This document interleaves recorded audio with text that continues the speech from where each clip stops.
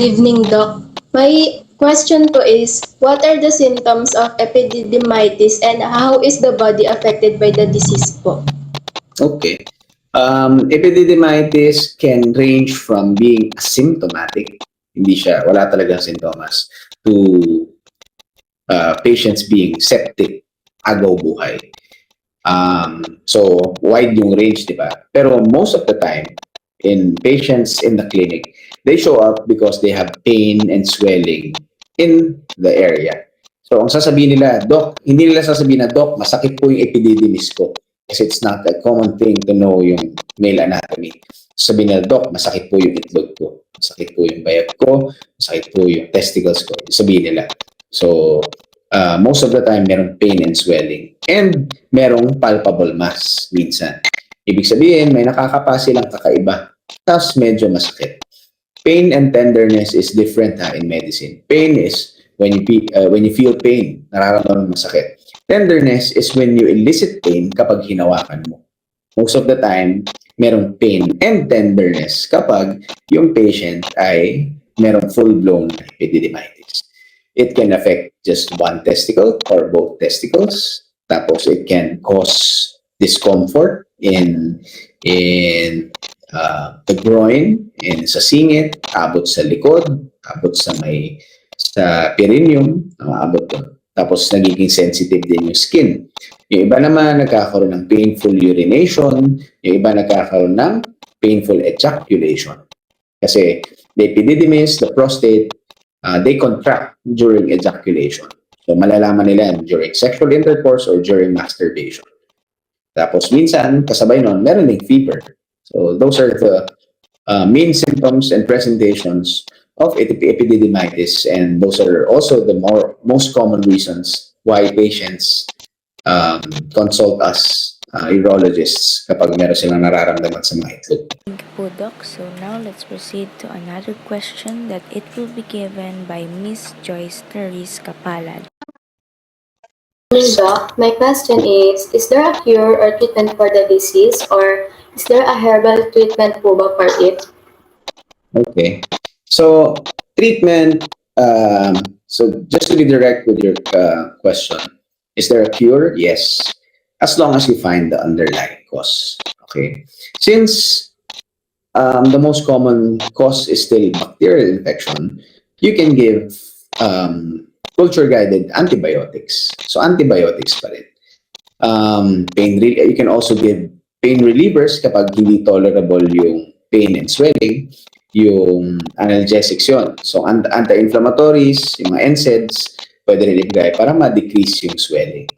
And you ask specifically, meron bang herbal medication for that? Diretso ngayon na kayo, wala. So, huwag kayong magpapaniwala dun sa mga kung sino-sinong nagpo-promote na kung ano ng mga bagay na pampagaling na ganyan. Pero sa dulo, nakalagay, no approved therapeutic claims. You can tell because, syempre, I was trained in Western medicine. Western medicine yung mainstream medicine. I do not abhor yung traditional medicine. With respect, pag nag-medical school kayo, meron tayong magiging subject na traditional medicine. Pero, syempre, merong magko-cross yung path, merong mag-agree sa mga principles natin, pero hindi lahat talaga match. Okay? So, ang principle naman natin sa medicine ay primum non nocere, first do no harm. So, we can't really make a campaign to stop all the traditional medicine in the Philippines or in the world, around the world. Pero we respect it as long as it does not cause patients any harm. It causes them financial harm sometimes, or delay in treatment or diagnosis. Yun yung mga kinakontra namin. Pero yung herbal na nakiklaim na gagamot. Ganyan, kaya daw yung antibiotic properties, no. Yung mga herbal na kaya daw yung mga anti-cancer properties, no. So, just be careful and be wary. Kasi people take advantage. Mga demonyo talaga, they will take advantage dun sa lack of knowledge, lack of information, of education sa mga pasyente na nangangailangan. Kasi they make it sound as if ang ginagawa sila dyan, herbal, versus synthetic medicine. Yung word na synthetic, ginagawa nilang masama. Pero ano ba yung ng synthetic? Di ba? Synthesize. You synthesize the drug so it can perform just the function that you want. Like, alam mo, uminom kayo ng paracetamol. It was synthesized so that it can relieve you of fever, and it's also an analgesic, and it can relieve you of pain. Can you imagine kung hindi mo synthesize yung gamot na paracetamol, paano mo makukuha yung effect na yun? Or, paano mo ma-eliminate yung side effect na ayaw mo? Okay. I feel strongly about mga scammer kasi. Lalo na sa amin sa social media na ito kami kung mga lumalabas-labas social media. Nananakaw yung mga videos namin, pictures namin, tapos magpo-promote ng mga gamot-gamot na nakakagamot daw ng mga sakit.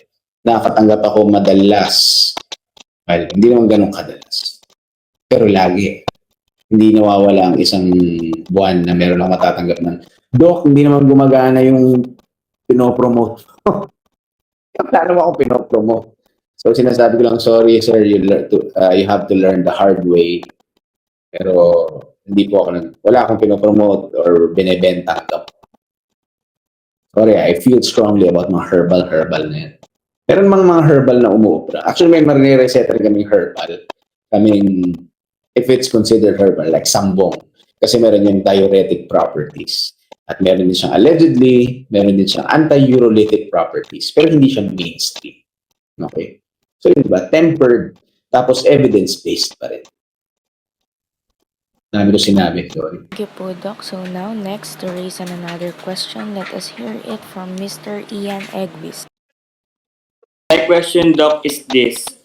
How is the person daily lives get affected by disease? Okay.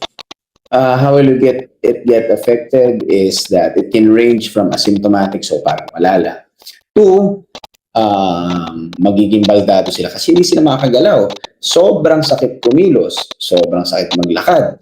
Yung ultimo, yung tagtag ng paglalakad, sobrang sakit. So magiging debilitated ka.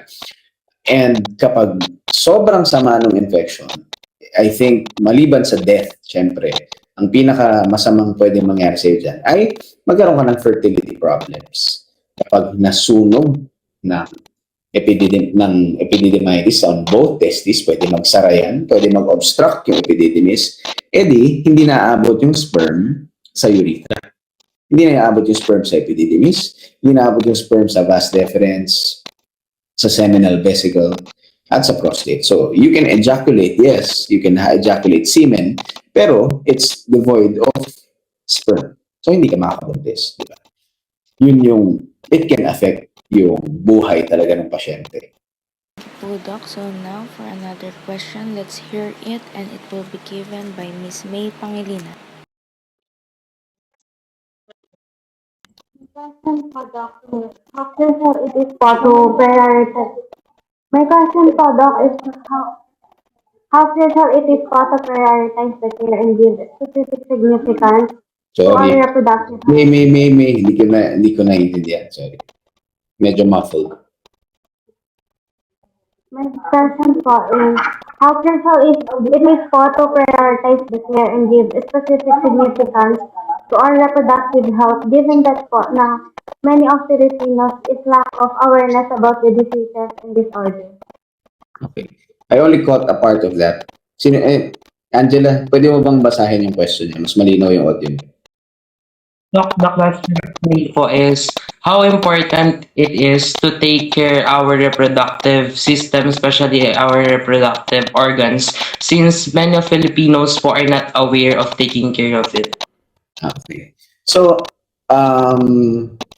yung ganyan, because we're talking about the male sexual and reproductive tract, ang biological function natin at biological and I need to say the right term. Biological and evolutionary purpose natin as species is to reproduce. Okay? Yun yung direct yun. It's a broad concept, di ba? We live our lives day to day, pero yung totoo niyan, as a species to survive, we need to reproduce. So how can it affect yung buhay natin? When you become infertile, then it can affect yung brood mo. Yung ikaw as a person, and if you are a family man, or if you come from a proud family, it can affect your fertility potential. How important is it for you to take care of your reproductive tract? Yun, as important as your desire to have children, your desire to continue your lineage, and of course, your desire to stay healthy. Kasi even if you don't want children, even if you don't want to reproduce, if you become affected by epididymitis, it can affect your whole sexual and reproductive tract and your genitourinary tract. Kung halimbawa ang epididymitis, ang cause ay TB, tuberculosis, then magsasara lahat ng tubes niyan, liliit yung kidney mo, liliit yung bladder mo, hindi ka makakaproduce ng ihi, pwede kang ma-dialysis, pwede kang magkaroon ng miliary TB, and it will affect your quality of life. So, hindi ka na makapag-anak, kahit hindi mo gusto, halimbawa, pero madidebilitate ka. That's how important it is to take care of your reproductive tract. Yun yung sagot ko, Mary. Sorry, pinaulit ko yung question. Medyo muffled. Okay po, Doc. So now we are down to our last question and it will be given by Miss Kian Cesar. Hello po, Doc. Can you po and help us understand more about what telehealth means? Again, sorry. Okay, ulit. Can you explain po and help us understand more about what telehealth means? Okay. Telehealth, it's a broad term. At least it started to become mainstream and more accepted during the pandemic because people can't go outside. So before, yung online consultations were not usual, and people were apprehensive in having online consultations until it became convenient. And pero meron yung limitation, syempre. Kung ako tatanungin ninyo, what do I prefer? Online consultations or face-to-face consultations? I'd still prefer face-to-face consultations kasi meron benefit ng physical examination. Most diseases can be require physical examination. Siguro para sa akin, 99% of diseases require physical examination. And in urology, at least sa amin, yung tingin ko lang na pinaka-usual and acceptable na pang-online consultation is yung male fertility. Kasi at least yung initial interview pwede gawin. So otherwise, everything else, kailangan mo ng physical exam. So yun yung isang part ng telehealth, naging acceptable siya. And if you consider us being in social media a part of telehealth, then it's really a big part of spreading awareness. Alam nyo, sa amin na mga pumasok sa social media ng mga medical, I'm sure nakita niyo naman sila Winston, sila Kilimanguro, sila Alvin, sila Dex, Makalintal. Pinaka-kalaban talaga namin yung siyempre, misinformation, disinformation, and those who have ulterior motives sa mga post nila. Yung ginagamit nila yung platform nila, at ginagamit nila yung health topics to forward their selfish motives, like pagbebenta ng kung ano-ano. Yun yung kinakalaban natin.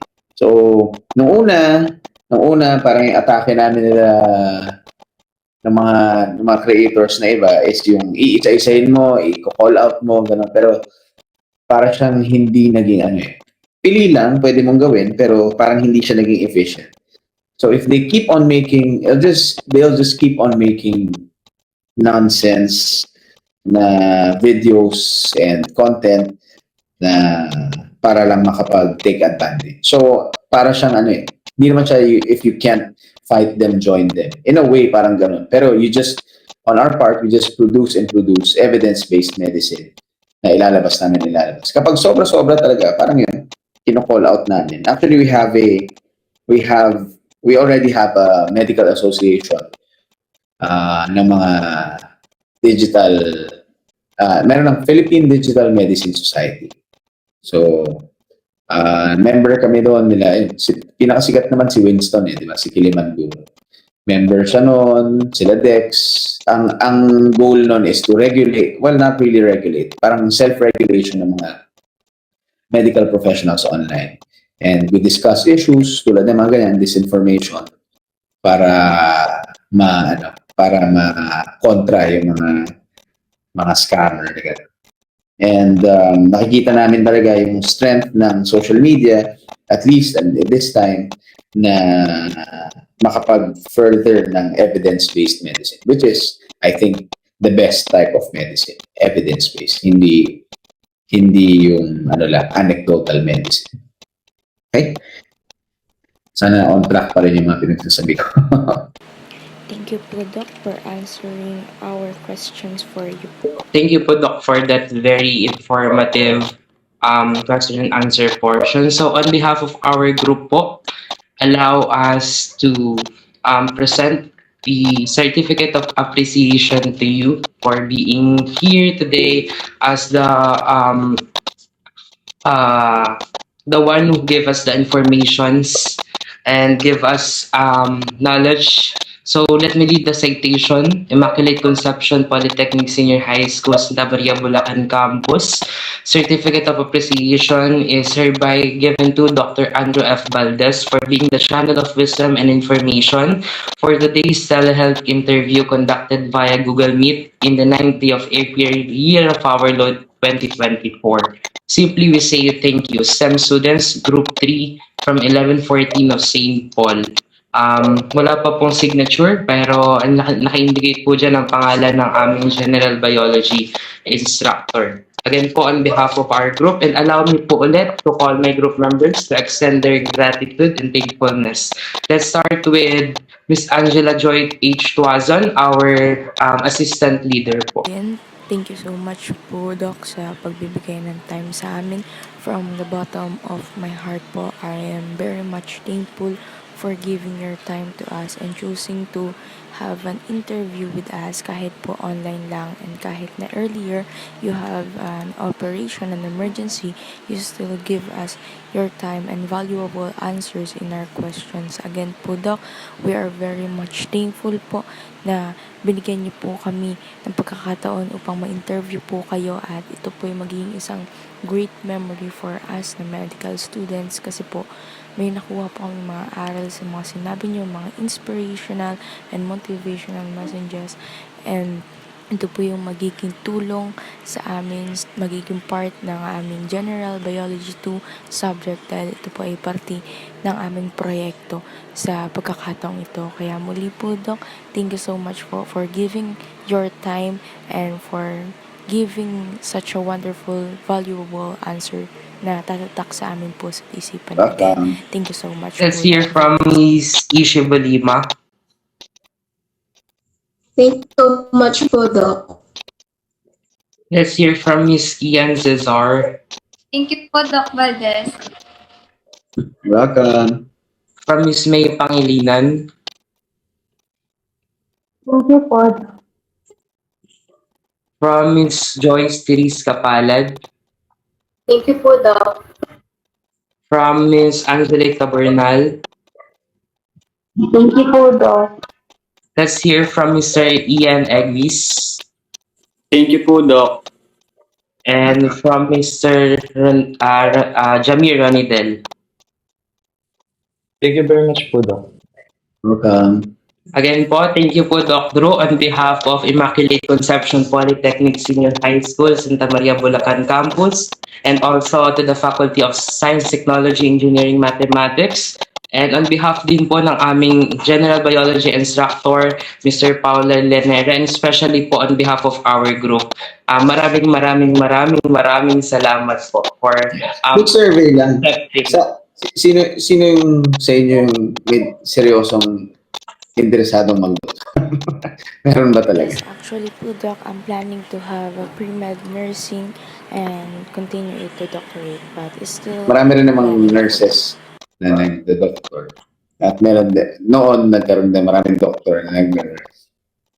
Pero dati yun, early 2000s. Okay. Kaya pala, Angela, ikaw yung pinakamahaba yung thank you. Inubos mo na yung thank you ng iba. Hindi, joke. Sige. Thank you very much for inviting me. Ha? Sige. I hope nakatulong naman. So to my fellow group mates, thank you very much for your participation and for making this also interview telehealth possible to happen. So please maintain your cooperation to our groups. And for all people who are here on the link, thank you and God bless to every one of us and stay safe. Thank you.